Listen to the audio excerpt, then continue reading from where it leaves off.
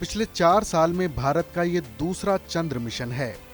चांद को लेकर दुनिया भर में वैज्ञानिकों के बीच उत्सुकता बढ़ी है। हर कोई चांद के बारे में जानना चाहता है और चांद पर दुनिया बसाना चाहता है। इस होड़ में न सिर्फ अमेरिका, चीन, रूस और भारत हैं, बल्कि दुनिया की प्राइवेट कंपनियां भी अब चांद पर अपनी पहुंच बढ़ा रही हैं। इसकी शुरुआत भी हो चुकी है।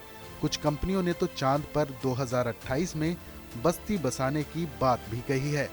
नासा ने जेफ बेजोस की ब्लू ओरिजिन और एलन मस्क की स्पेसएक्स के साथ समझौता किया है। ये समझौता कई बिलियन डॉलर का है।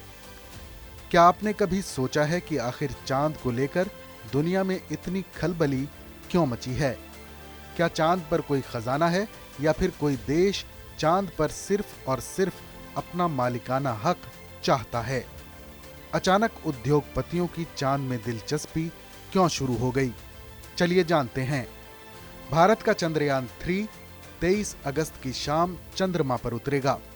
अगर भारत का यह मिशन कामयाब होता है तो भारत दुनिया का पहला ऐसा देश हो जाएगा जो चंद्रमा के साउथ पोल पर सॉफ्ट लैंडिंग करेगा। आखिर भारत की दिलचस्पी चांद में क्यों है? क्यों चांद को लेकर भारत इतना आक्रामक दिख रहा है? दरअसल भारत के मिशन के 3 लक्ष्य हैं। पहला सॉफ्ट लैंडिंग, दूसरा रोवर को चांद की सतह पर चलाकर देखना और तीसरा वहां मौजूद वैज्ञानिक तत्वों की खोज करना। इससे पहले साल 1976 में रूस ने चांद पर लूना 24 भेजा था, जहां से 170 ग्राम मिट्टी लेकर रूस का ये यान धरती पर सुरक्षित लौटा था।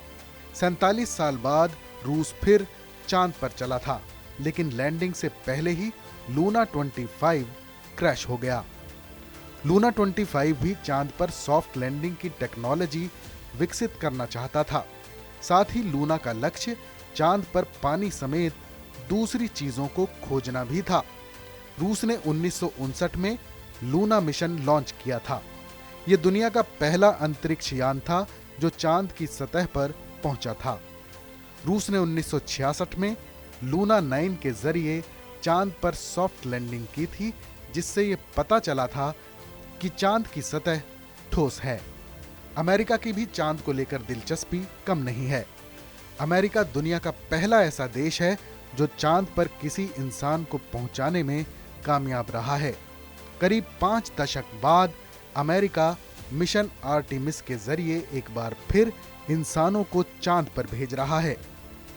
चीन ने चांद पर अपने 3 मिशन भेजे हैं और तीनों में सफल रहा है। चीन ने चंद्रमा की रंगीन तस्वीरें भी खींची हैं।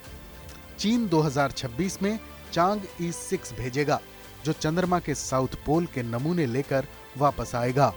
चीन 2030 तक चांद पर इंसानों के भेजने की योजना पर काम कर रहा है। 26 अगस्त को जापान अपना स्लिम मिशन लॉन्च कर रहा है। इसमें लैंडर और रोवर के साथ कई इंस्ट्रूमेंट होंगे।